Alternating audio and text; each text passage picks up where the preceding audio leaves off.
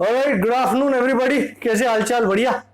Okay, chapter 10 wave optics का lecture number 2 शुरू करेंगे। And let me tell you, this is going to be the most important lecture of this entire chapter, no doubt.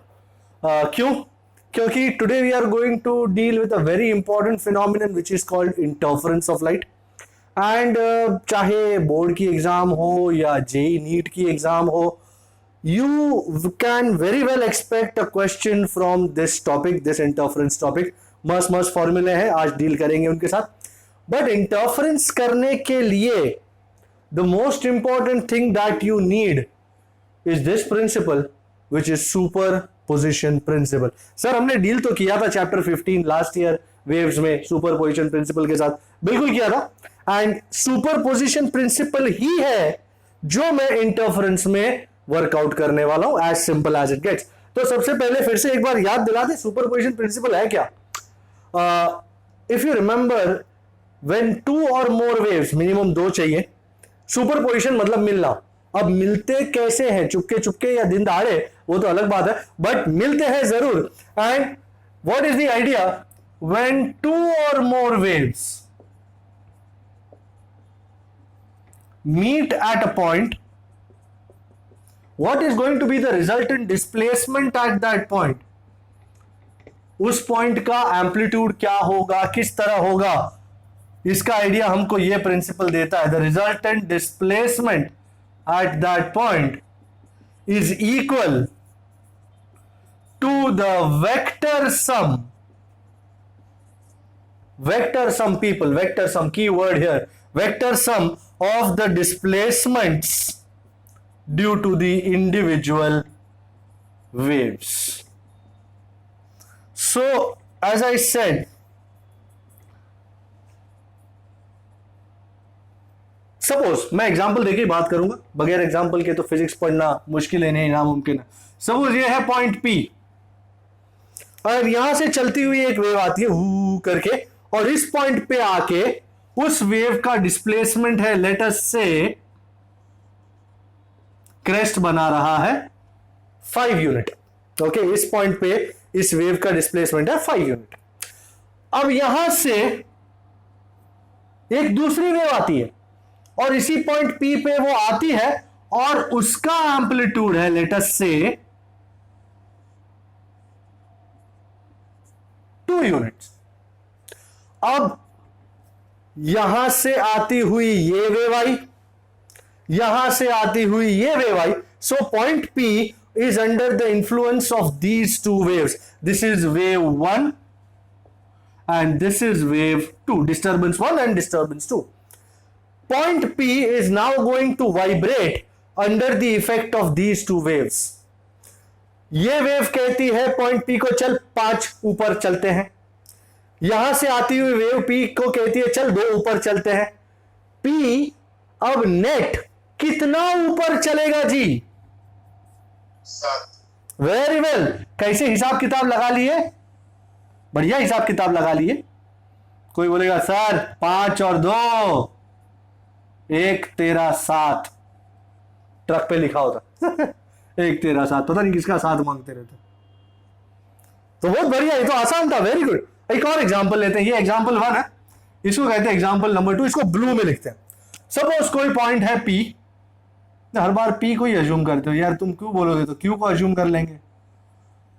And यहां से एक wave आती है जिसकी वजह से, जिसका डिस्प्लेसमेंट इस पॉइंट पे है 5 यूनिट्स, और यहां से एक दूसरी वेव आ रही है, मिलन तो चलता रहेगा भाई साहब, जिसका इस पॉइंट पे डिस्प्लेसमेंट है 2। Do you notice the essential difference between these to diagrams? ये वेव आई पॉइंट P पे आके 5 का डिस्प्लेसमेंट किया अपवर्ड डायरेक्शन में। यहां से एक वेव आई P पे डिस्प्लेसमेंट किया 2 का अपवर्ड डायरेक्शन में। तुमने दोनों को जोड़ के 7 बता दिया, 7 इन अपवर्ड डायरेक्शन। यही पॉइंट P अब यहां से आती हुई वेव के 5 के डिस्प्लेसमेंट में है, यहां से आती हुई वेव के 2 के डिस्प्लेसमेंट में। क्या इस पॉइंट P का रिजल्टेंट डिस्प्लेसमेंट 7 होगा? No sir, no sir, no sir, no sir. अरे बहुत तेरे नो सर आ गए, पर क्यों no sir, why no sir? अरे यार तुमने यहां भी तो 5 और 2 7 किया था तो। अच्छा, मतलब सीधा सम नहीं है, it is not a normal sum, it is a vector sum. So the most important word here, most important, vector sum. मतलब होगा तो यहां पे क्या सिचुएशन, 5 प्लस ऐड ही होना है, पर ये 2 को, क्योंकि ये 2 ऑपोजिट डायरेक्शन में है, इसको हम माइनस लेंगे. इफ ऊपर का डायरेक्शन पॉजिटिव है, नीचे का डायरेक्शन माइनस है, so it is going to be 5 plus -2 which is +3. So as you rightly said, हम सीधे ऐड नहीं कर सकते, हमको उन वेव्स का एक बहुत इंपॉर्टेंट कैरेक्टरिस्टिक फीचर ध्यान में रखना होता है, विच इज कॉल्ड फेज. मैं थोड़ा नॉस्टैल्जिक हो जाता हूं. ऑल्टरनेटिंग करंट, उसमें सपोज रेजिस्टर के अक्रॉस पोटेंशियल डिफरेंस 2 वोल्ट है और इंडक्टर के अक्रॉस पोटेंशियल डिफरेंस 3 वोल्ट है. What is the net potential difference? Can you add these two just like that? 2 + 3 is 5? No, because we are जो है resistor के across का जो वोल्टेज है और कैपेसिटर क्या इंडक्टर था, इंडक्टर के अक्रॉस जो वोल्टेज है, उन दोनों के बीच का एंगल अलग अलग है. उन दोनों के बीच का हमको क्या कंसीडर करना बहुत जरूरी है? Phase. So this is going to be the most important term. I have shown you 2 very simple characteristic scenarios. ये क्रेस्ट से क्रेस्ट मिले और दोनों ऐड हो जाएं, और क्रेस्ट से ट्रफ मिले तो माइनस हो जाए, ये सबसे simple scenario. But what if crest से ट्रफ ना मिले, कोई और पॉइंट मिले, तो फिर क्या करोगे? उनका फेज भी तो कंसिडर करना पड़ेगा ना. ये बहुत इंपॉर्टेंट बात आ गई है माइंड में कि फेज भी कंसिडर करना पड़ेगा. तो आओ फेज भी कंसिडर करते हैं और दो वेव्स का मिलन क्या देता है, उसके मिलने से क्या मिलता है वो देखेंगे हम. And let me tell you, it's going to be really lovely. पहली बार जब थॉमस यंग ने ये सिनेरियो देखा इंटरफेरेंस का एक्सपेरिमेंट करके, the pattern was absolutely mind blowing. I will show you the pattern also, maybe not today, maybe the next lecture, but we are going to look at all the basic ideas today, ताकि next lecture का जो Young's double slit experiment है वो काफी आसानी से समझ में आ जाए. So ये हो गया सुपरपोजिशन प्रिंसिपल, जिसमें की was the vector sum. Now I am going to rub all this and we are going to go to interference. Any questions from here, people? Anything you want to ask? No? Shall we move forward? No, sir. Okie dokie. Let's move forward. You know, 2 waves हैं sir, 2 waves हैं, बिल्कुल जी, बहुत बढ़िया. तो कोई भी 2 wave चलेगी क्या? हम इस चैप्टर में वेव ऑप्टिक्स में कौन सी 2 टाइप की वेव को कंसीडर कर रहे हैं? 2 लाइट वेव्स को कंसीडर कर रहे हैं. भाई 2 साउंड वेव्स भी मिल सकती हैं, 2 वाटर वेव्स भी मिल सकती हैं, 2 डोरी के ऊपर की वेव्स भी मिल सकती है, बहुत सारी 2 वेव्स मिल सकती है. Is that all interference? No, that is not interference actually. जब 2 लाइट वेव्स मिलती हैं तो जो सिनारियो बनता है उस फिनोमिनन को कहते हैं interference of light. So when 2 light waves, 2 light की वेव्स चाहिए, 2 light waves meet at a point, this phenomenon is called interference of light. And actually sir, interference में देख क्या रहे हम? We are just looking at the redistribution of energy at different points. So it is actually the redistribution of the energy of these waves at various points. जो total energy थी दोनों waves की वो अलग अलग पॉइंट्स पे कैसे मिलती है, कैसे बिछड़ती है, क्या होता है टोटल, वो सब हम इस आइडिया में देखेंगे. सो इंटरफेरेंस इज द मिलन ऑफ टू लाइट वेव्स, दो लाइट वेव्स मिल रहेंगी, and actually it is the distribution, redistribution of energy at various points. So this we are going to do. तो चलो दो वेव्स को मिलाते हैं, मस्त हम मिलन की भावना माइंड में रखते हुए दो लाइट सोर्सेस क्रिएट करते हैं. एंड आपने देख लिया ना, ये मस्त एकदम डेफिनेशन चकाचक. तो दो लाइट के सोर्सेज है मेरे पास, दो बल्ब पकड़ लो, दो बल्ब है मेरे पास. Consider two sources of light. हम इन दो सोर्सेस को पॉइंट लाइक सोर्सेस है, we'll call them S1 and S2, and they emit light waves.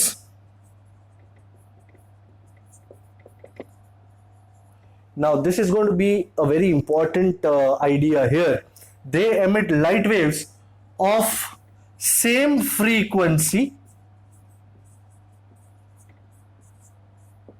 No, दोनों जो लाइट वेव्स निकाल रहे हैं वो लाइट वेव्स की फ्रीक्वेंसी क्या है, सेम. Don't forget that.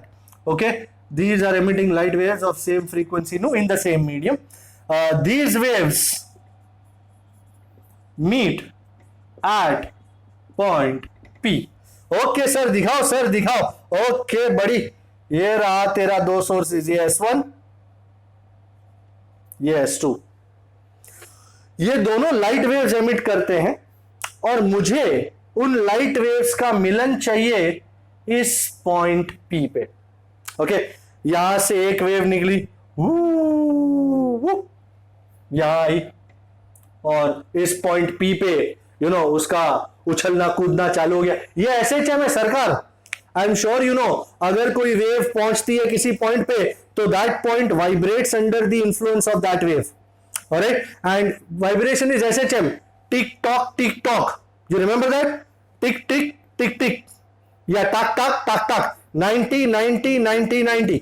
ये पार्टिकल उस, अच्छा हमने लास्ट टाइम जो हाइगन्स प्रिंसिपल देखा था, उसमें बीच में एक ड्रॉप गिरा था बाल्टी के, बाल्टी भरी हुई थी एंड रिपल्स फैले हुए थे. क्या ड्रॉप के बीच में से बाल्टी के एंड तक कोई पार्टिकल जा रहा है एक्चुअली?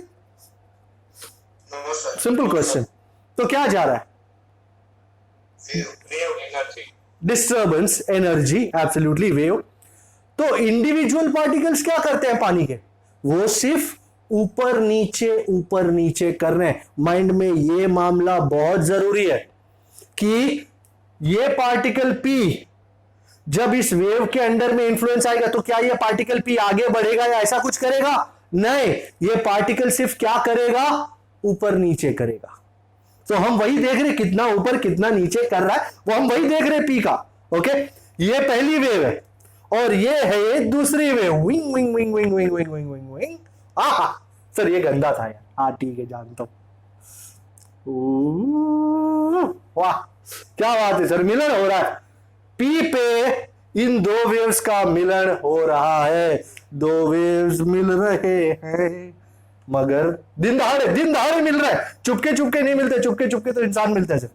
अच्छा अब देखो, यहां से मैं ये वेव्स नहीं बनाता हूं क्योंकि ये वेव्स है ना, ये पूरे डायग्राम को घिच पिच कर देते हैं और मेरे को अच्छा डायग्राम बहुत अच्छा लगता है. So what I suggest is, instead of making waves, let me draw straight lines. You consider them waves. रात्रि चचा,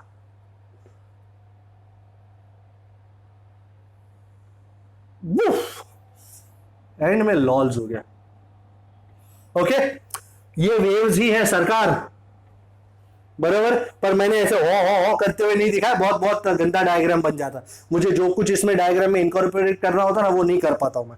अच्छा ध्यान डाले, आपको सीन सपाटा समझ में आ गया. S1 and S2 are two sources जो लाइट वेव्स एमिट कर रहे हैं. यहां पहुंचा, बुक बुक बुक बुक बुक, यहां पहुंचा. From the diagram is it visible कि दोनों ने डिफरेंट डिस्टेंस ट्रैवल किया है? Is it clear? ये नीचे की लाइन थोड़ी टेढ़ी लग रही है, मुझे टेढ़ी लग रही है कि ठीक है? थोड़ी है ना, तो उसको थोड़ा सही कर देते, भले अपने को सोर्स को हिलाना पड़ जाए, किसी की परवाह नहीं करेंगे. ले, भले पी को हिलाना पड़ जाए पर डायग्राम अच्छा हो तो मजा है। सो लेट अस से S1 से जो वेव निकली उसने x1 डिस्टेंस ट्रैवल किया पॉइंट P तक रीच करने में, और S2 से जो वेव निकली it travelled a distance x2 to reach point P। सीधा ही लिखना जरूरी है। Is this absolutely clear? बराबर। अब पहली बात, what are the equations of the two waves? The equations of the two waves are, आप इस चीज को भली भांति पहचानते हैं, हमने लास्ट ईयर चैप्टर 15 में किया था, y is equal to a sin omega T plus K X as it is. सो पहले वाले का एम्पलीट्यूड लेटर से a1 है, sin omega T plus K X, you know equation of the wave मैं यही लिख देता हूं, y is equal to a sin omega T plus K X. तो पहली वाली इक्वेशन में y1 is a1 sin omega T plus K X one and y2 is a2 sin omega T plus K x two. किसी ने मुझसे पूछा sir ये x1 ठीक है नजर आ रहा है यहां पे, ये x2 नजर आ रहा है, दोनों अलग अलग है नजर आ रहा है, पर यहां ओमेगा 1 ओमेगा 2 क्यों नहीं लिखा? बिकॉज बिल्कुल बिल्कुल एज यू कैन राइटली सी। अच्छा पहले मैं आपको यू नो इन इक्वेशंस के जो भी टर्म्स है you already know it, but I think I should reiterate here a1 and a2 are the amplitudes. Amplitudes मतलब maximum displacements of the two waves. Omega is the angular frequency, and I'm sure everyone watching this knows that omega is 2 pi nu. Okay, and because I've already mentioned that frequency दोनों sources के निकलते हुए light waves की same है, as a result frequency same होने से omega will also be same. अच्छा आपको बता दूं ओमेगा का ऐसा यूनिट होता है रेडियन पर सेकेंड। सर ये के कौन है? Anybody remembers? K is called wave vector या propagation constant. Okay, and k का इक्वेशन भी है मेरे पास, it's going to be a very important term here. K is 2 pi by lambda. Okay, and इसका ऐसा यूनिट होता है रेडियन पर मीटर। ओके, ये के को याद रखना, हमको इस चैप्टर में काफी इस के का यूज करना पड़ेगा। ओमेगा तो ठीक है, ओमेगा तो पता ही है अपने को। नाउ ये दोनों का मिलन होगा पॉइंट पी पे। काश मिलन इतने सिंपल होते, काश तुम ये कह पाते सर y1 प्लस y2 कर लो तो a1 प्लस a2 हो जाए, जिंदगी सफल हो जाए।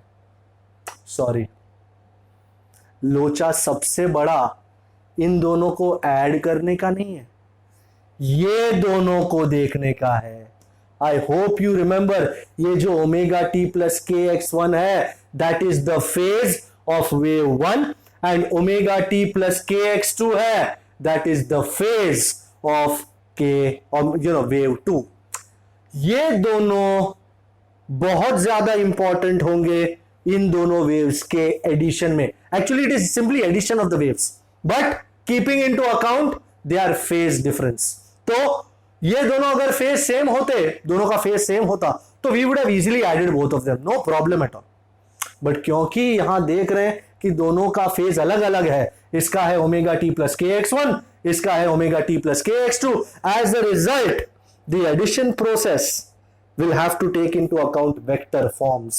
तो आओ चलते हैं, सबसे पहले वेक्टर फॉर्म में क्या होता है। Do you think I can take this off now? Can I? Okay, I'll keep this diagram. I'll keep this diagram for some time. It will take some space, but I think it will be useful. Okay, so the resultant, यहीं से शुरू करते, resultant at point P. भाई point P पे जो pattern बनेगा दीन दुनिया जानती है, वाई नेट या Y resultant is y1 bar plus y2 bar, simple. ये दोनों का वेक्टर फॉर्म होगा, हमारे लिए सबसे इंपॉर्टेंट है। एंड एज आई सेड, मुझे इन दोनों का फेज डिफरेंस चेक करना पड़ेगा, सबसे important phase difference. The phase difference of these two waves is, phase difference को हम कहते हैं phi, and that is phase of wave 2 minus phase of wave 1. This, ladies and gentlemen, this term is called the phase. So this is going to be phi 1, this is going to be phi 2. तो phase of wave 2 minus phase of wave 1, phi 2 minus phi 1, easy peasy Japaneasy, very favourite term of mind. जब कोई चीजें इतनी आसान हो जाए, भाई करो तो जरा, माइनस करो तो जरा। Can you see by one single stroke omega T minus omega T निकल गया? Can you see this? Finally क्या बचा है जी? के को कॉमन ले लो। वाह वाह वाह ना। हुए एक बार डायग्राम पे तो नजर डालो श्रीमान, क्या आप देख रहे हैं ये x2 माइनस x1 क्या है? ये x1 यहां से यहां तक का distance, path length, and x2 S2 से P तक का पाथ लेंथ। तो isn't x2 minus x1 the difference in distance travelled? अगर मैं फाई को नाम देता हूं फेज डिफरेंस, तो ये x2 माइनस x1 को नाम दूंगा path difference. Can you see this? Phi को नाम दिया है मैंने phase difference, difference of phases between these two waves. Then x2 minus x1, ladies and gentlemen, isn't it the difference in distance traveled, which I called path difference, and I denote it as, ये p को थोड़ा सा नीचे, path difference is called delta x। ये equation को मैंने blue colour में लिखा है, अर्थात इसकी इंपॉर्टेंस को बूझिए, इसकी इंपॉर्टेंस को ध्यान दीजिए, इसकी इंपॉर्टेंस को समझिए। बहुत ज्यादा इस्तेमाल होगा ये इक्वेशन, बहुत ही ज्यादा। तो phi is k times x2 minus x1. Here x2 minus x1 is the difference in distance, which is called path difference, denoted as delta x. तो x2 minus x1 को मैं delta x लिखता हूं। And what is k श्रीमान? Isn't it 2 pi by lambda? तो मैं इन दोनों को, अच्छा मैं इसको उड़ाने जा रहा हूं सब। ओके, मैं उड़ा देता हूं और मैं आपके सामने पेश करता हूं वो इक्वेशन जो बहुत अच्छा है। सो phi is 2 pi by lambda times delta x। कहा गया नंबर, नंबर कौन सा है? नंबर ही नहीं है, ठीक है हम ही दे देते नंबर इसको, number 3।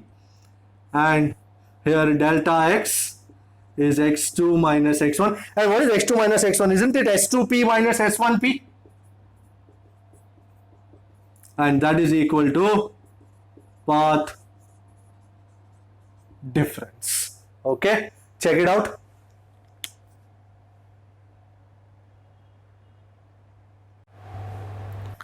Righty.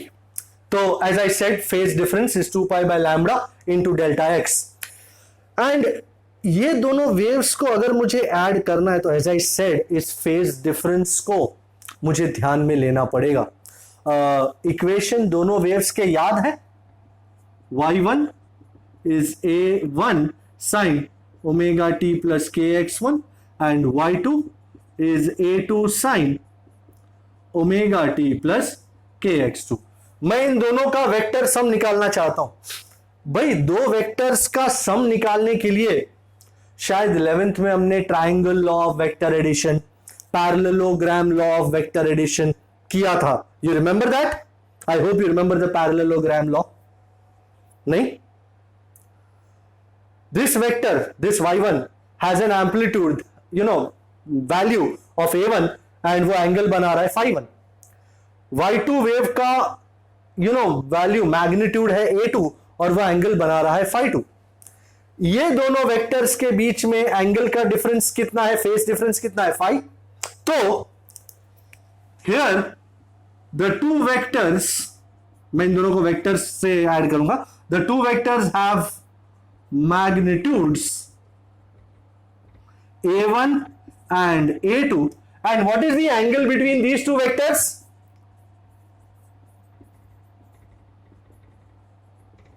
Isn't it phi? है ना, ये दो वेव्स के बीच का फेस डिफरेंस मतलब एंगल कितना है, फाई। तो can I show my diagram something like this, this is a1, this is a2, and भाई प्यारे लल्लो, वन बी माई प्यारे लल्लो,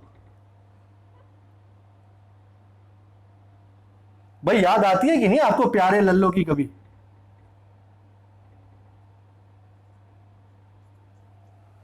ये a1 ये a2, इन दोनों के बीच का ये एंगल फाई, एंड मैंने पैरेलल वेक्टर्स लगा दिए, ये कंबाइंड टेल, ये कंबाइंड हेड। रिजल्टेंट कैसे बनाऊं मैं?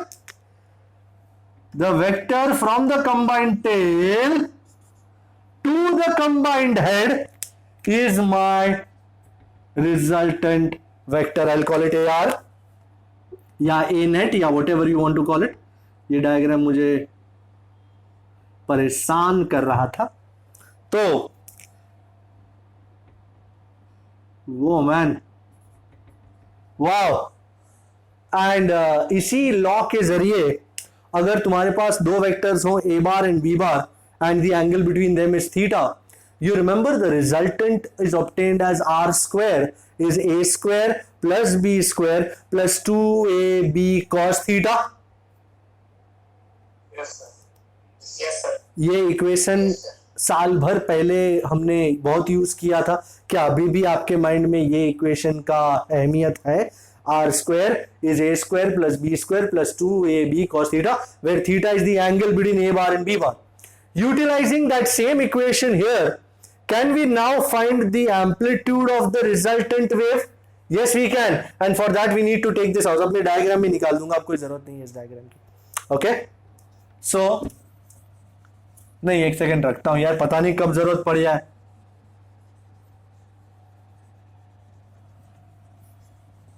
संग्रेलो डायग्राम काम नो। Okay so the amplitude ladies and gentleman, the amplitude, the resultant amplitude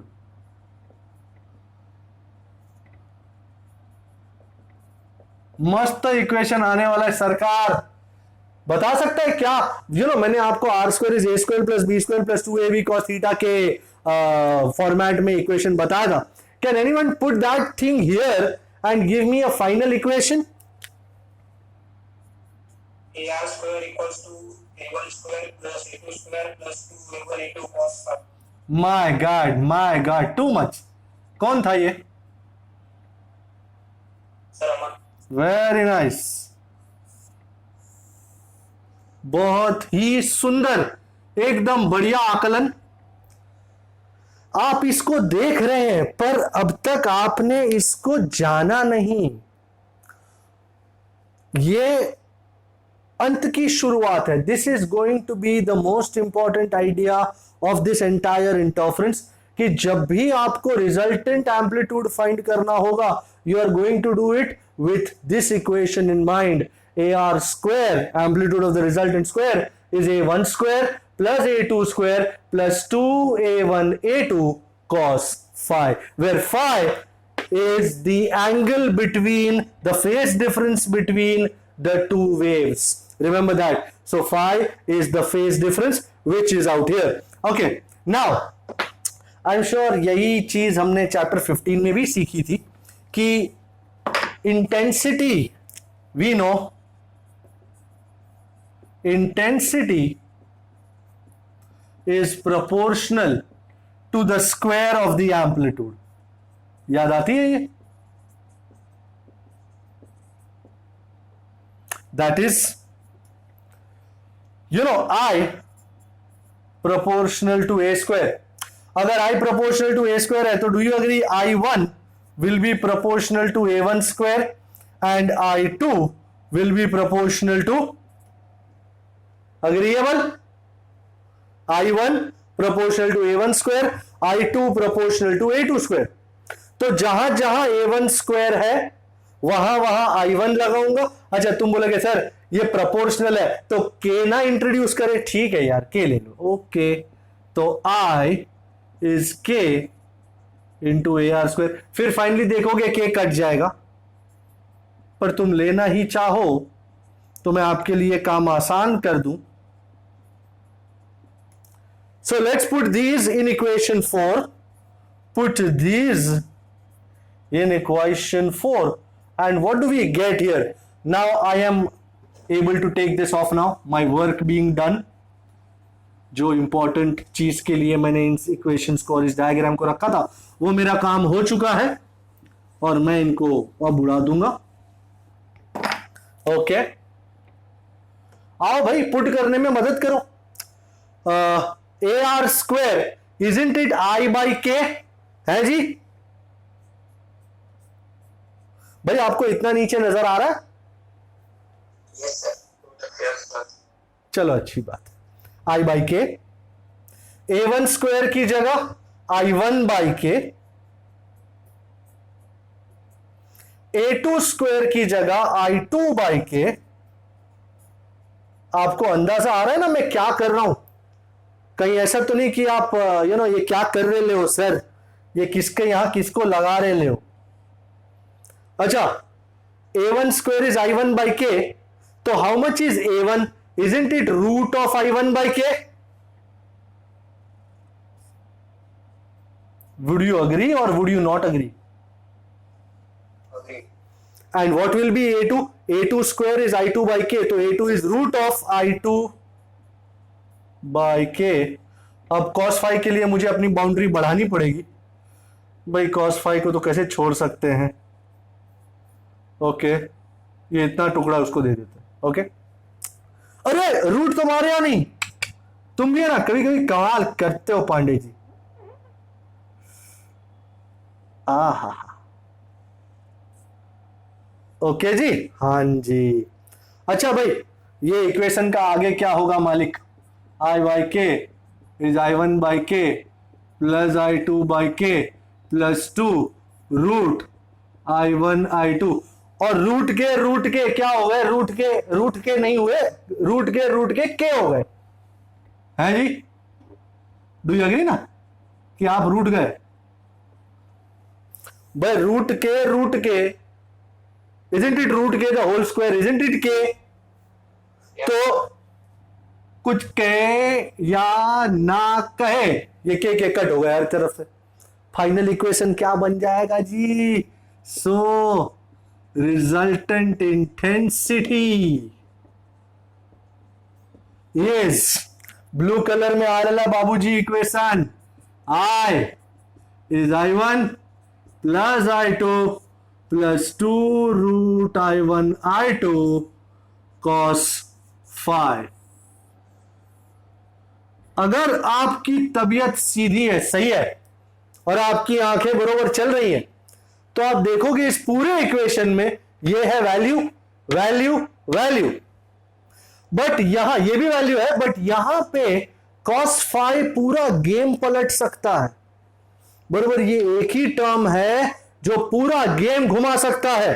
that is the prime reason why this term is called interference term.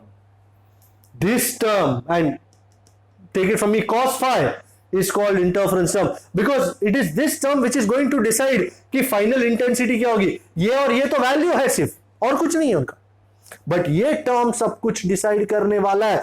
और इसके डिसीजंस पे हमको ये पता चलेगा कि पॉइंट P पे क्या इंटेंसिटी होगी, उस पॉइंट पे लाइट वेव्स किस तरह मिलेंगे, क्या फेज डिफरेंस होगा, ये बताएगा हमको फाइनल इंटेंसिटी के बारे में. क्या इतना समझ में आ गया? एक मेन टॉपिक खत्म हुआ है. Is this much clear people? Any question so far? No questions? People? No, sir. No? Okay. No, sir. वैसे मुझे बहुत टाइम पहले एक बंदे ने ये पूछा था कि सर ये दो आपने बताया, ये S1 है, ये S2 है, ये है पॉइंट P, तो यहां से एक वेव निकली, आप बोल रहे हो यहां से एक वेव निकली यहां तक गई, यहां से दूसरी वेव निकली यहां तक गई, पर इस वेव ने तो ज्यादा डिस्टेंस ट्रेवल किया, तो ये वेव ने कम डिस्टेंस ट्रेवल किया है, तो क्या डिस्टेंस ट्रेवल करने का कोई सिनारियो नहीं है? मतलब won't distance also be same? भाई, you know, I understood what he wants to ask. Understand this, ये सोर्सेस में से कोई भी वेव निकले, यू नो, ये वेव निकली और ये अलग अलग पॉइंट्स पे जा रही है, पॉइंट यहां भी, यहां भी, यहां भी, अलग अलग पॉइंट्स है, ये वेव भी निकली और ये भी अलग अलग अलग पॉइंट्स, यू नो, डिजाइन कर रही है, ये दोनों जहां मिलेंगे वो पोजीशन पे इन दोनों का एम्पलीट्यूड्स कैसा होगा, फेजेस डिसाइड करेगा, एम्पलीट्यूड्स कैसा होगा, उस हिसाब से इस पॉइंट पे फाइंड आउट होगा कि इस पॉइंट का पैटर्न कैसा दिखेगा, will it be bright, will it be dark, you know, will it be full crest, will it be trough और व्हाट। तो there are so many waves moving out from here, you know, यहां भी है, ये भी है, पर ये दोनों का मिलन नहीं हो रहा है किधर भी। You know, that was the question, sir इसमें से S1 में से क्या एक ही वेव निकल रही है? नहीं बेटा, बहुत सारी निकल सकती है, पर ये वेव जो निकल रही है, क्या वो इस पॉइंट पे इस वेव के साथ या इस वेव के साथ इंटरफियर कर रही है? नहीं। तो it will not matter to us because they are not meeting anywhere. तुम अगर कोई भी पॉइंट पकड़ना चाहते हो, जैसे तुम यहां कोई पॉइंट पकड़ना चाहते हो, ये इंटरफेरेंस टर्म को उड़ा दो क्या? ये हमारे बीच में, हमारे अंडरस्टैंडिंग के बीच में धमाधमी मचा रहा है। अब जैसे तुम बोलो ये पॉइंट क्यों, इस पे पैटर्न क्या होगा सर? मेरे को नहीं मालूम, मेरे को देखना पड़ेगा कि कौन सी दो वेव्स वहां पहुंच रही है, कौन पहुंच रहा है, वो दोनों का वहां फेस क्या है, वहां का फेस डिफरेंस क्या है, पाथ डिफरेंस क्या है। It is only then we will be able to find out कि इस पॉइंट पे पैटर्न दिखेगा कैसा। सिंपल। तो मैंने ये पॉइंट लिया क्योंकि मुझे पता है कि ये एक वेव यहां से और एक वेव यहां से यहां मिल रहे हैं। I know that. That is the reason I have taken point P. They ask me, why did you not take any other point?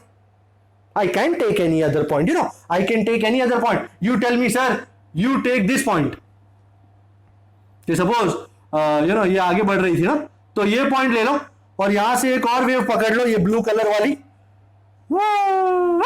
हाँ, let us call this point as. इस पे क्या होगा? No problems. बस तुम मेरे को इन दोनों वेव का इक्वेशन बता दो, ये डिस्टेंस बता दो, मैं आपको फाइंड आउट करके बता दूंगा इन इक्वेशंस को यूज करके कि इस पॉइंट एस पे सिनारियो, एम्पलीट्यूड, इंटेंसिटी कितनी होगी। Is this understandable now? Yes, sir. बहुत सारी वेव्स निकल सकती हैं इनमें से, पर हमको उन वेव्स का काम नहीं है, हमको सिर्फ वो दो वेव्स का काम है जो इस पॉइंट P पे आके धमाधमी मचा रही हैं। सिंपल। वेव्स तो बतेरी है संसार में, क्या हम सबका टचिंग करने जाएंगे? ना, हमको इंटरेस्ट है पॉइंट P पे दो वेव्स जो मिल रही हैं उनका एम्पलीट्यूड क्या है, उनका फेस क्या है, वो बता दो, हम तुमको सब बता देंगे। उसका कच्चा चिट्ठा, कौन माँ बाप है उसके, क्या है, कितने बीवी बच्चे हैं, क्या है, सब बता देंगे।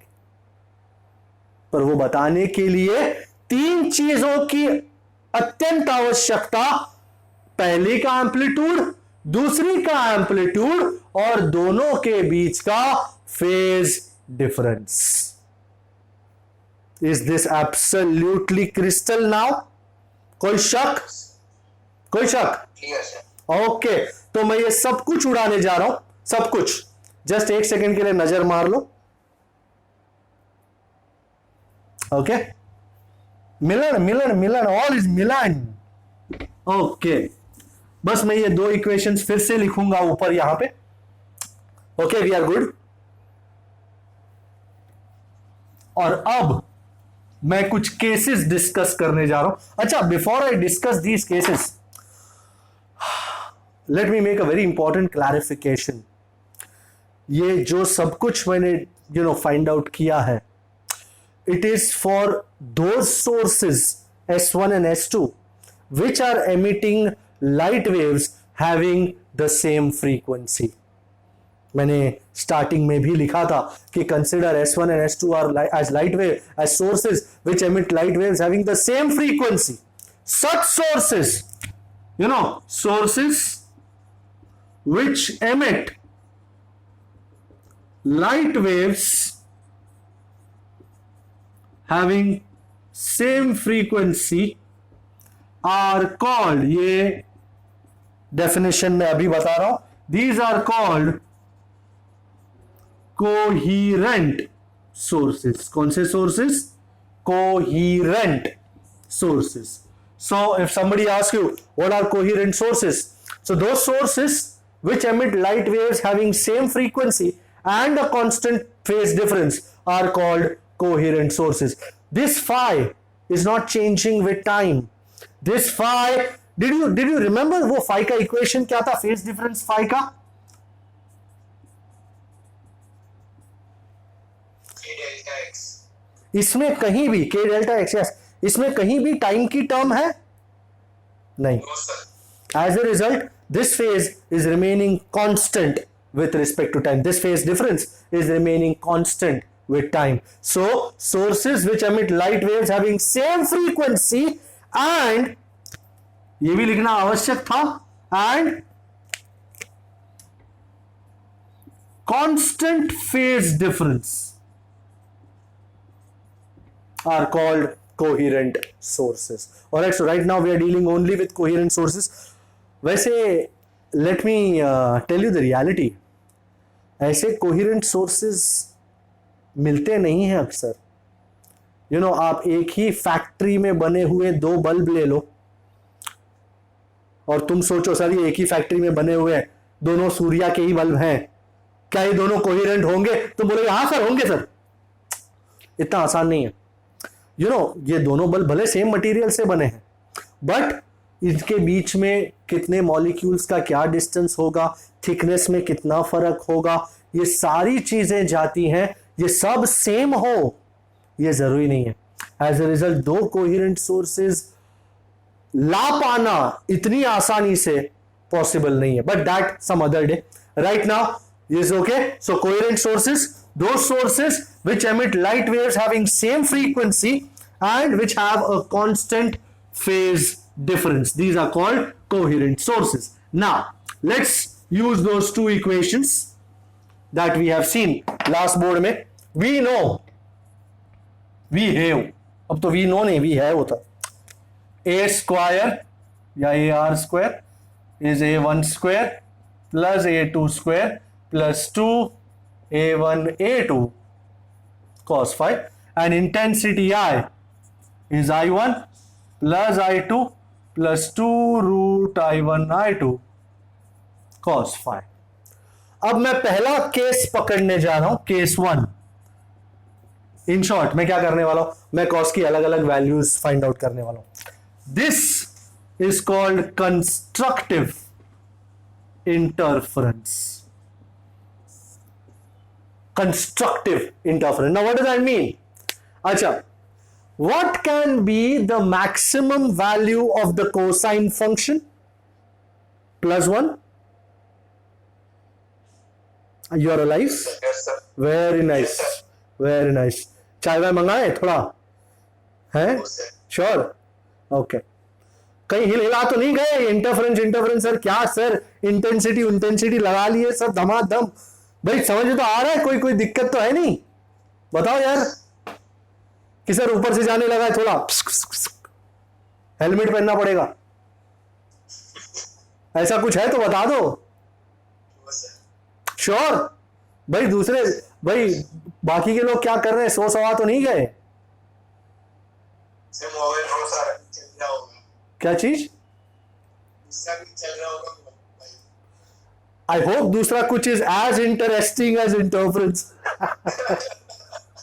पता नहीं अपने को। ओके, ऑलराइट, कंस्ट्रक्टिव इंटरफेरेंस क्या होता है gentleman? As I said, what is the maximum value of the cos function? 1. So the cosine function, अच्छा अगर cos फाई मैक्सिमम होगा, डू यू अग्री इंटेंसिटी भी मैक्सिमम होगी? बट ऑफ कोर्स, बराबर, the intensity is maximum if value of cos phi is also maximum. भाई कितना cos का value है? That is cos phi is +1. And based on your intense trigonometric knowledge, किस angle का cos की value 1 होती है? cos 0, cos 2 pi, 4 pi, 6 pi, 8 pi, ये सब का cos का वैल्यू कितना होता है? +1. Alright, that is phi has to be 0, 2 pi, 4 pi, 6 pi, etc. So in short, even values of pi, even values, even multiples of pi will give you cos phi as +1. Hey, why? Even values of pi मतलब, can I say phi can be 2n pi? That is phase difference. Phi is 2n pi.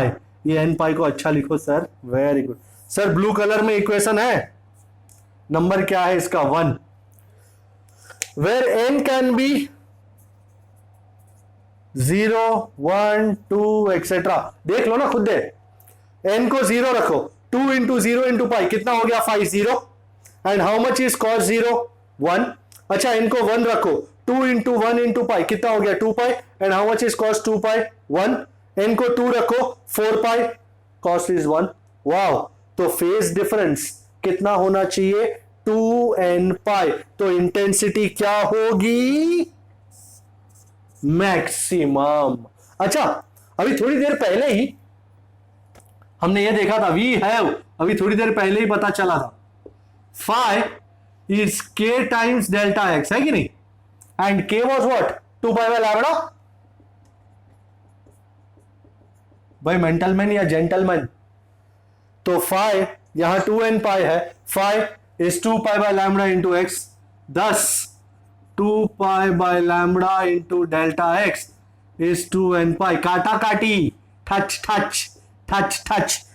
What do you have left?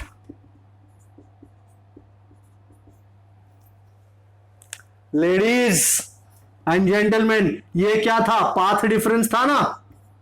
तो path difference delta x is equal to n lambda. हमारी blue colour की pen की intensity भी कम हो गई है, जहां पे एन कैन बी 0, 1, 2 एक्सेट्रा. अच्छा, एन को 0 लगाइए तो कितना होता है path diff? 0. Very good. N को 1 लगाओ, कितना होता है पाथ डिफ? लैम्बडा. एन को 2 लगाओ, 2 लैम्बडा. सो कंस्ट्रक्टिव इंटरफेरेंस के लिए पाथ डिफ कितना होना चाहिए? So path diff for maximum intensity is 0, lambda, 2 lambda, etc. Okey dokey. So path difference delta x is n lambda पता चला है. This is the idea for constructive interference. भाई ये इक्वेशंस बहुत जरूरी होंगे कि कंस्ट्रक्टिव इंटरफेरेंस में मैक्सिमम इंटेंसिटी होती है, तो मैक्सिमम इंटेंसिटी के लिए what is the condition for phase difference? Phase difference phi for constructive interference is 2n pi. And what is the condition for path difference constructive interference? Delta x is n lambda. बरोबर? कोई शक? No? Okay.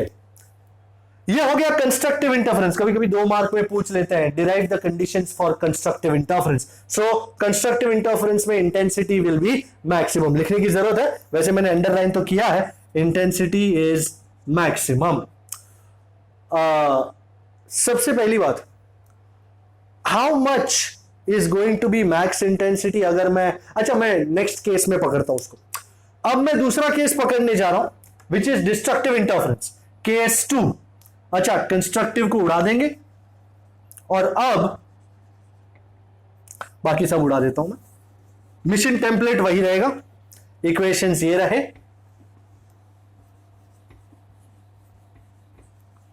Oki dokey. And now going on to case 2,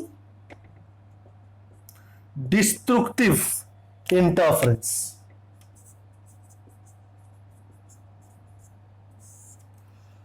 भाई साहब, what can be the minimum value of cos phi? -1. -1.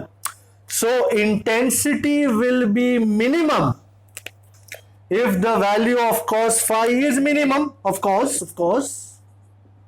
And as my man says here, cos phi की minimum value है गई -1. अब मैं जरा कंफ्यूज में हूं भाई, किस किस का cos -1 होता है जी? Pi, 3 pi, 5 pi. वाह वाह वाह वाह, very very very nice. That is phi की वैल्यू होनी चाहिए पाई। भाई पाई मतलब 180, cos 180 इज हाउ मच? -1। वाह, 3 पाई, 5 पाई, 7 पाई एक्सेट्रा।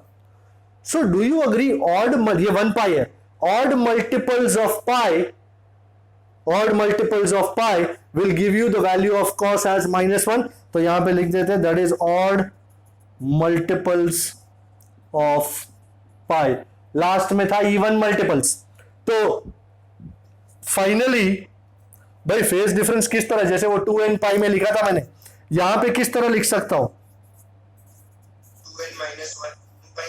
वाह, 2n -1 या 2n +1, जो भी आपको करना हो।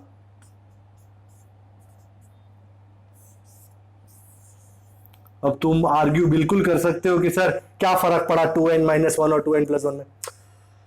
2n +1 में you can start from n equal to 0। That is the only advantage कि इसमें you can start from n equal to 0, and 2n -1 में you have to start with n equal to 1। Okay, so here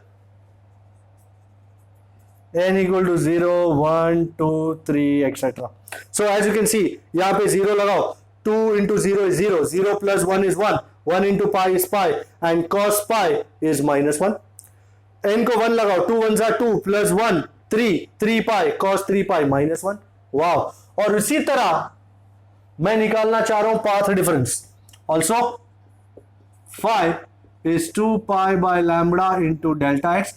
इसको और इसको मैं एक साथ ले लेता हूं, let's see what I get. Pi pi का कटिंग होगा, and what are you left with then? Therefore delta x is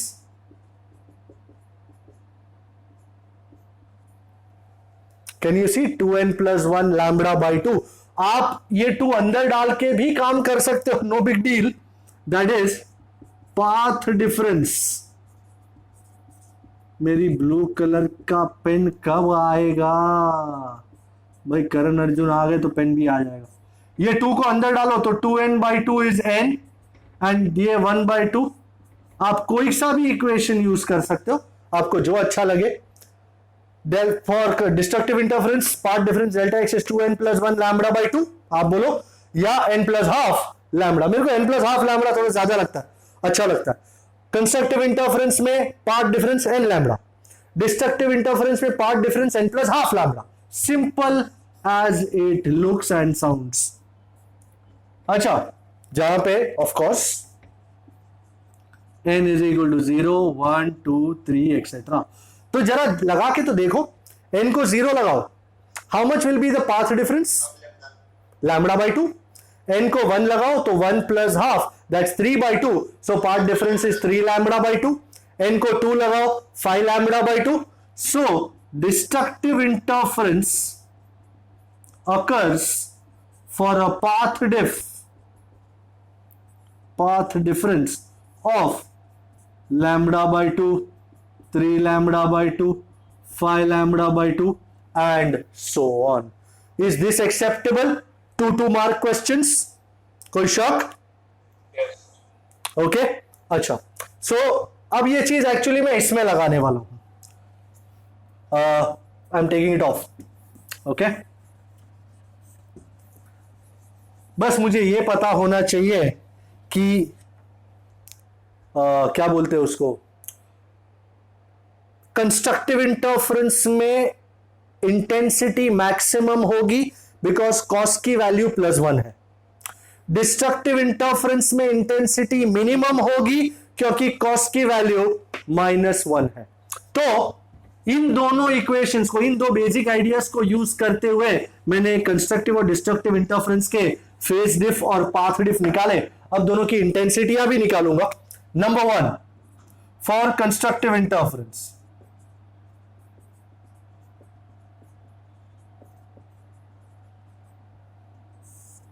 कितनी होगी मैक्स इंटेंसिटी, वो भी जानना जरूरी है. Here cos phi is +1. So how much is your resultant amplitude? So max amplitude, अच्छा मैं लिख दूं cos phi is +1. So amplitude and intensity are maximum. बराबर, क्योंकि cos की वैल्यू मैक्सिमम है तो एम्पलीट्यूड और इंटेंसिटी दोनों मैक्सिमम है. तो अब cos phi की जगह +1 लगाऊंगा मैं.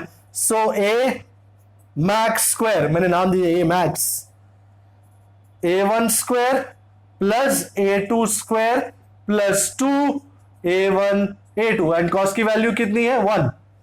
Can I simplify this form? a1 square plus a2 square plus 2a1 a2, isn't it a1 plus a2 the whole square? Wow.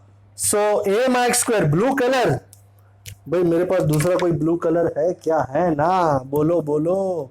So a max square is a1 plus a2 the whole square. 10. तुम चाहो तो इसको root में से भी निकाल सकते हो. a max is a1 plus a2. भाई anybody telling max intensity? ये तो मैक्स एम्पलीट्यूड आ गया. Maximum intensity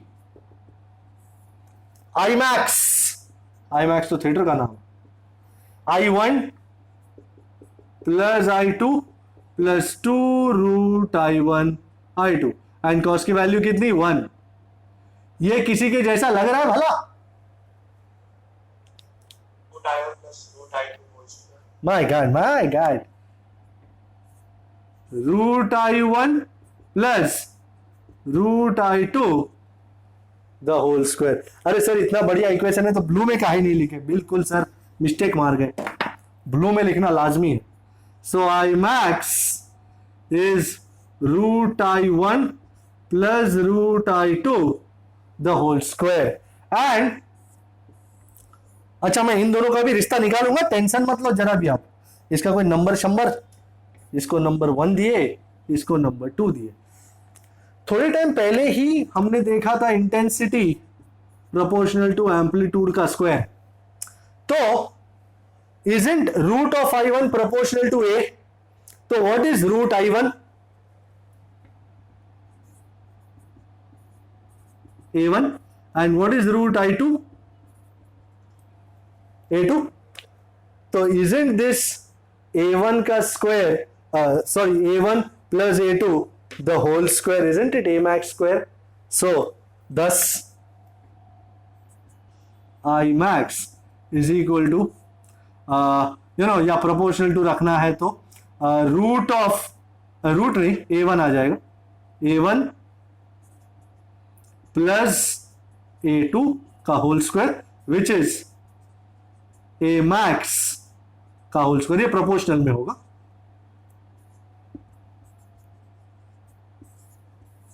which satisfies our claim that I proportional to a square. So I max is proportional to a max का square. So a max is a1 plus a2 and I max is root of I1 plus root of I2 the whole square.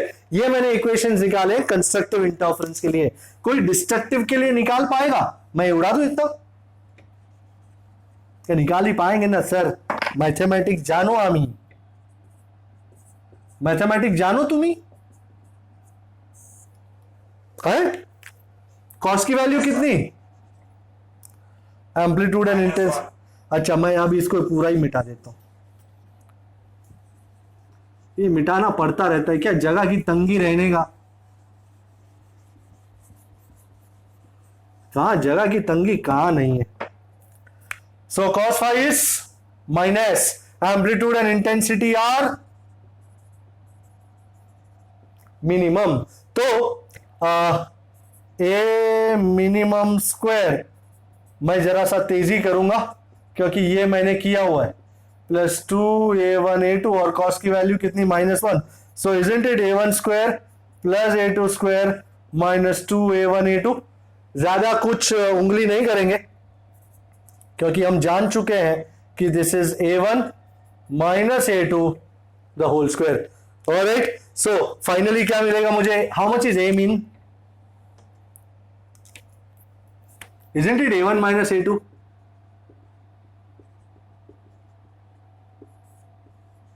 Also minimum intensity,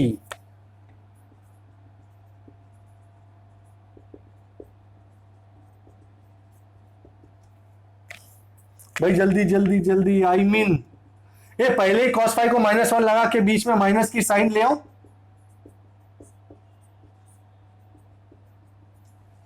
तो वही अपना रोज का काम है, मेरा रोज का, √i1 minus √i2 the whole square, equation number 1, equation number 2। thus I min proportional to a min का स्क्वायर। ये तो स्टैंडर्ड था, कोई बहुत बड़ी बात नहीं। बड़ी बात अब होगी थर्ड केस में। थर्ड केस, भाई थर्ड केस हमारे न्यूमेरिकल्स वगैरह के लिए काफी इंपॉर्टेंट है, और ये थर्ड केस इन्हीं दोनों केसेस का मेन आइडिया, और कुछ है नहीं, कोई नई बात नहीं है। This is called a special case. इस आइडिया को यंग ने यूज किया था अपनी डबल स्लिट एक्सपेरिमेंट के लिए। तो क्या था वो, बस बता देता हूं, सिंपल है। स्पेशल केस, जैसे स्पेशल ब्रांच होती है ना। सर स्पेशल केस में क्या है, स्पेशल केस में एक ही बात है, अगर I1 और I2 सेम हुए तो लेट I1 या let A1 is equal to A2, and therefore but of course I1 is equal to I2. let's call it IO, let's call it IO।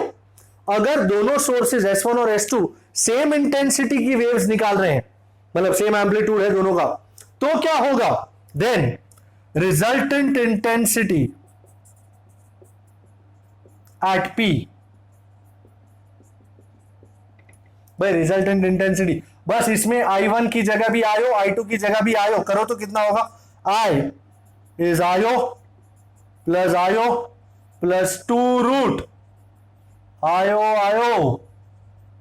अरे हमारा आयो प्लस आयो 2 आयो रूट आयो भाई 2 आयो को मैं कॉमन ले सकता हूं भाई, हाँ तो बोल सकते हो कि जिंदा हो तुम,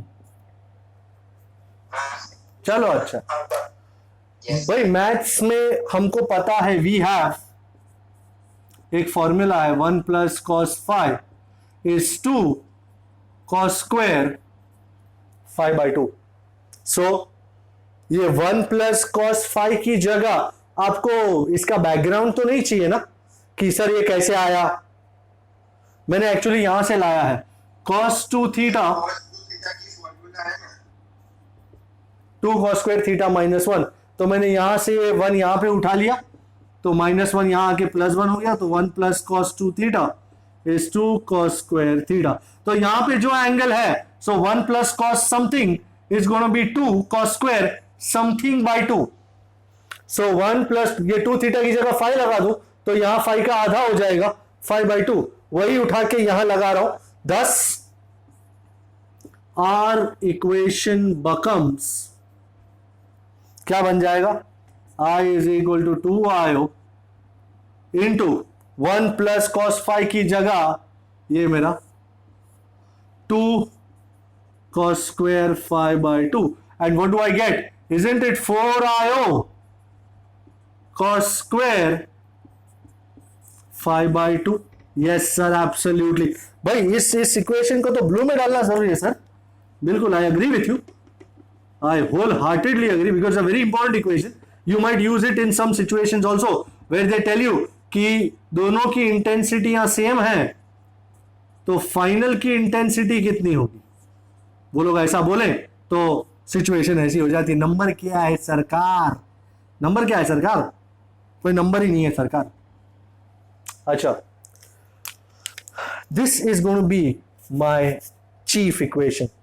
अच्छा, फॉर कंस्ट्रक्टिव इंटरफेरेंस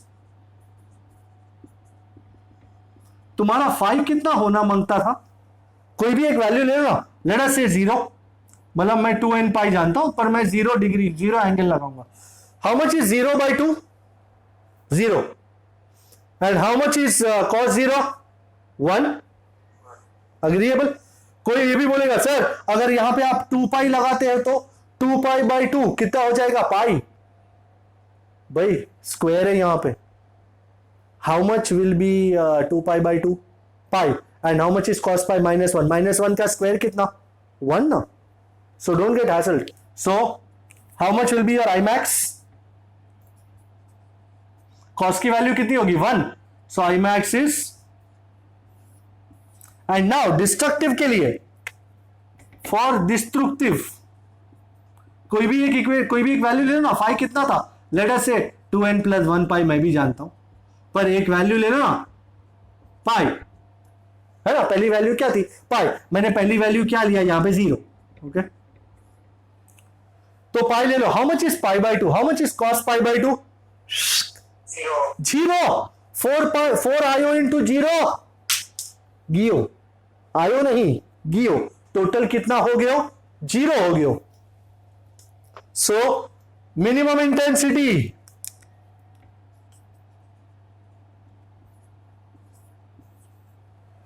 भाई, मैक्सिमम इंटेंसिटी मतलब पैटर्न कैसा दिखेगा?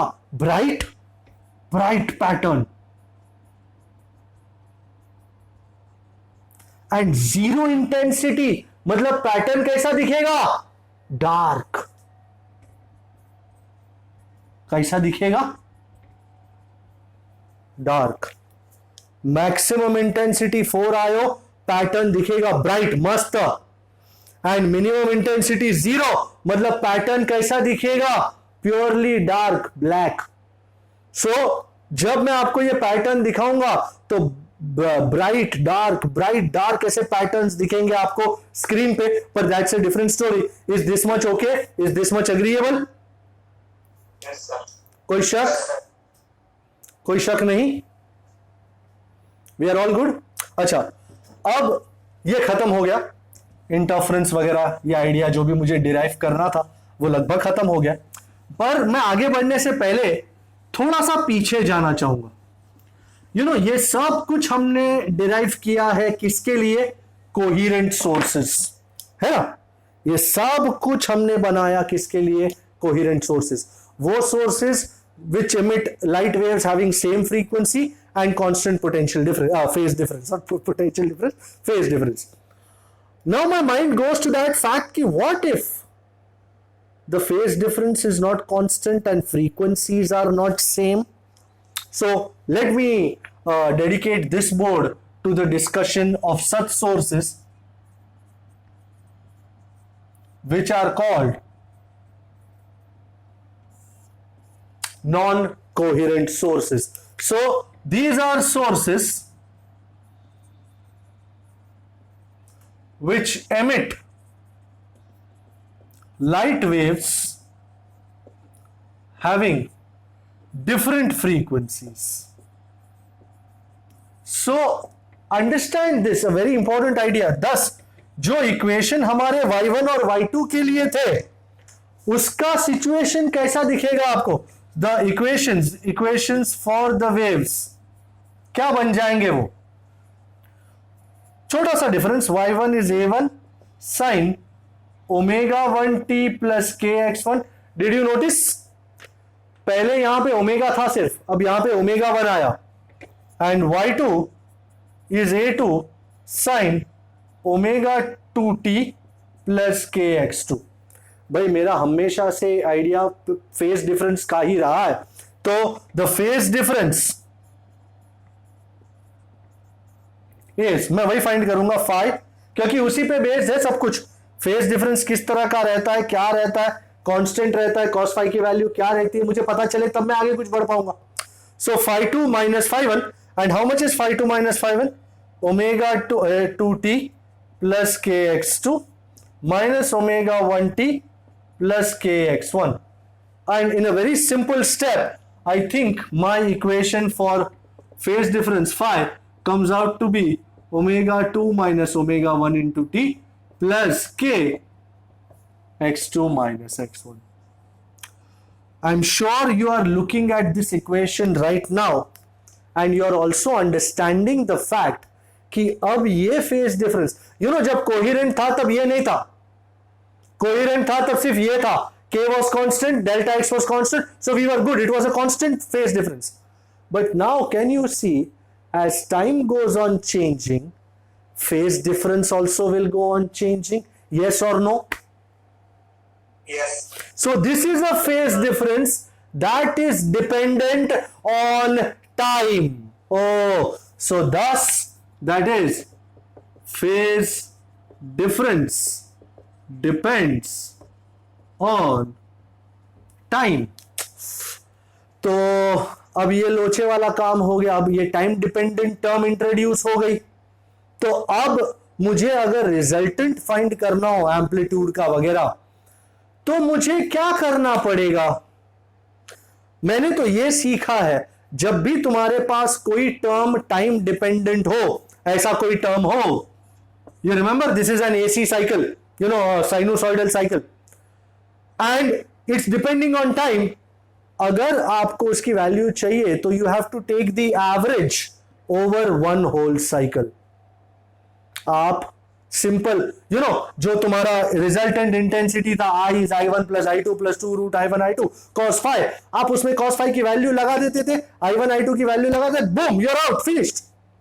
पर इसमें नहीं लगा पाओगे, क्योंकि you have a function phi which is dependent on time, and as a result, if a function is dependent on time, you have to take the average over one whole cycle. Thus, the true value, the real value of this cosine function, अच्छा मैं लिख देता हूं पहले. So intensity, the equation for intensity is, ये तो हम जानते ही हैं कि इक्वेशन फॉर इंटेंसिटी क्या थी. I is I1 plus I2 plus 2 root I1 I2 cos phi. तो अब इस cos phi का मुझे एवरेज लेना पड़ेगा. So to find value of intensity,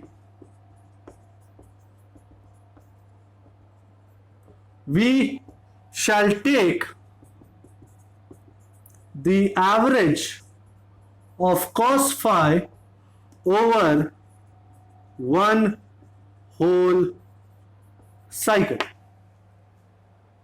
Look at this, please. Okey dokey. So जब हम एवरेज लेते हैं, average of cos phi will be average of cos omega 2 minus omega 1 into t plus k x2 minus x1.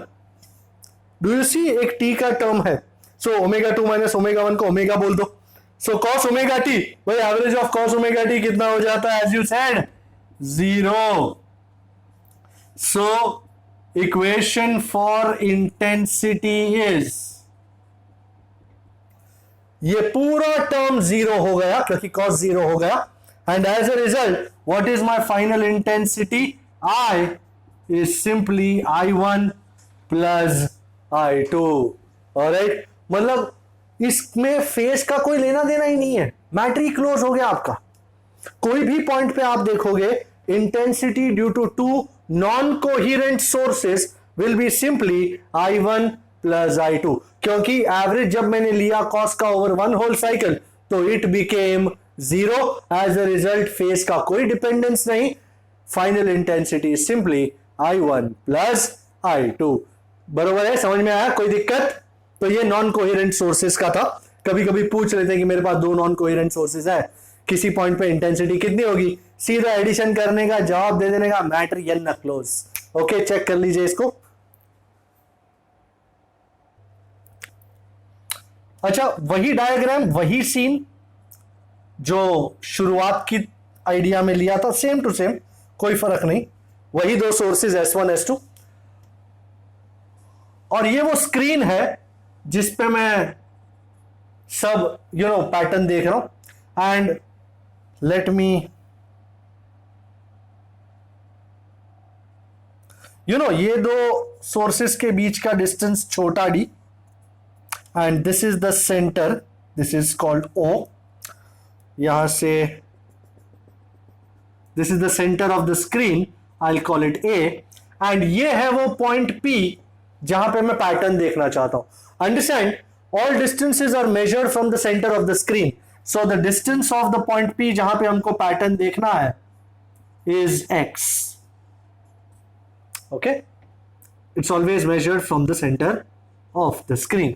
अच्छा, distance between sources and the screen is बड़ा D,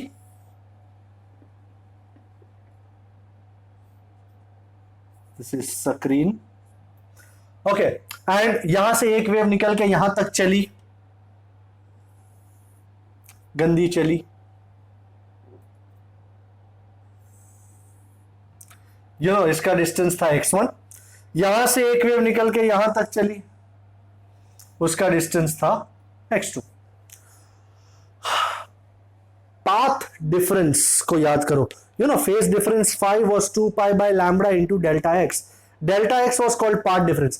What was delta x actually? Wasn't it x2 minus x1? है ना? Yes. Okay. So here, path difference. This is what I'm interested in. Path difference is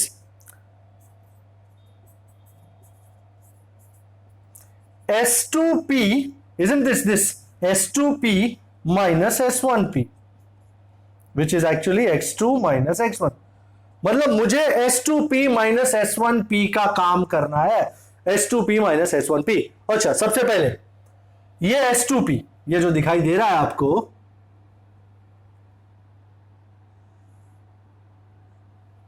ये S2p गंदा लग रहा है, नहीं टेढ़ा लग रहा है सर। टेढ़ा होगा तो ये मेरा ना होगा, वही ठीक है। Do you agree S2p is the Pythagorean hypotenuse of this one, this thing which is called D, and ये पूरा D है तो आधा कितना होगा? So S2p किसका हाइपोटेन्यूज है? ट्राइंगल का, जिसके दो साइड्स कौन से है? एक तो ये बड़ा D और दूसरा ये which is x plus d by 2। तो from the figure S2p the whole square is d square, बड़ा D square plus x plus d by 2 the whole square. Is this much agreeable? ये hypotenuse square is side 1 square plus side 2 square, तो S2p the whole square is ये बड़ा D square and this ये पूरा कितना है? x plus d by 2 the whole square। and उसी idea से how much is S1p the whole square? S1p यो है, ये S1p है। किसका हाइपोटेन्यूज है? एक तो D का और दूसरा isn't it x minus d by 2, है ना? इतना कितना है? isn't it पूरा x minus d by 2, ये पूरा x और उसमें से इतना निकाल दो तो इतना, isn't it x minus d by 2 the whole square? So this d square plus x minus d by 2 the whole square. Wow! Thus S2p square minus S1p square, d square minus d square गियो, कौन बच गियो? x plus d by 2 the whole square minus x minus d by 2 the whole square। आप बोलोगे तो हम bracket खोल देंगे, तो x square plus d square by 4 plus 2x d by 2, तो xd minus x square plus d square by 4 minus x d. वाह वाह वाह, x square minus x square गया, d square by 4 minus d square by 4 गया, x d minus minus x d कितना हुआ रे? 2xd। ओ तेरी क्या बात है, सचमुच।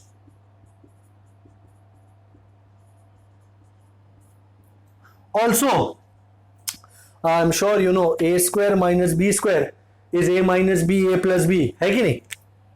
सो S2P minus S1P into S2P plus S1P is 2xd। अब ये S2P plus S1P को नीचे उतारा तो मुझे S2P minus S1P भाई मिलने वाला है। कौन मिलने वाला है? लेट, अब यू नो मेजरमेंट्स वगैरह से पता चला है कि S1P और S2P nearly equal to D plus D 2D है। S2P plus S1P nearly equal to D plus D which is nearly equal to 2D। तो लगाओ राजा, तो S2P minus S1P is 2xd by 2D। कटा कटा क्या बचा? xd by d। Ladies and gentleman आप जानते नहीं है पर ये मेरा फाइनल इक्वेशन है, फाइनल, सेमीफाइनल नहीं, पूरा फाइनल। देयरफॉर ध्यान दीजिएगा, कान खोल के सुनिएगा, पार्ट डिफरेंस जो है S2P minus S1P is equal to, equation ये रहा। आप XD बाई डी बोल नहीं पाएंगे क्योंकि आप बोलेंगे ना, आपका माइंड ये स्ट्रगल करेगा कि कौन सा डी बड़ा कौन सा डी छोटा। इसलिए मैं एक नया तरीका लाया हूं बोलने का। पाथ डिफरेंस इस छोटा x छोटा डी बाय बड़ा डी। सुना आपने? पार्ट डिफरेंस इस छोटा x छोटा डी, दोनों छोटे छोटे साथ साथ, छोटा x छोटा डी बाय बड़ा डी। डू यू सी? आपने सुना ये इस तरह साउंड करता है, छोटा x छोटा डी बाय बड़ा डी। अच्छा एक और इक्वेशन में यहां दे दूं आपको, वैसे टेक्स्ट बुक में नहीं लिखा, वैसे मैंने जो आज करवाया ना उसमें से कुछ भी ज्यादातर टेक्स्ट बुक में नहीं लिखा। You will be surprised. you just have a look at it, फिर मेरा लेक्चर देखना, एक अंदाजा बैठेगा आपको क्या है क्या नहीं। So we are good to go. So path difference का एक छोटा सा इक्वेशन मैं आपको दे दूं जो यूज होगा जेईई नीट में। Path difference delta x can also be written as d sine theta. Alright, तो काफी सारा ग्राउंड आज कवर किए हम, एंड नेक्स्ट लेक्चर में हम यंग्स डबल स्लिट एक्सपेरिमेंट देखेंगे। मैं एक न्यूमेरिकल करवाना चाह रहा था पर नहीं हो पाएगा आज, ऐसा लग रहा है आपको? क्या लग रहा है आपको? ओके ऑलराइट, तो फिर नेक्स्ट लेक्चर में मिलेंगे। आज न्यूमेरिकल नहीं करते, नेक्स्ट लेक्चर में थोड़ा न्यूमेरिकल वगैरह भी करेंगे। So till that time you stay good, you stay safe, see you next time, bye bye.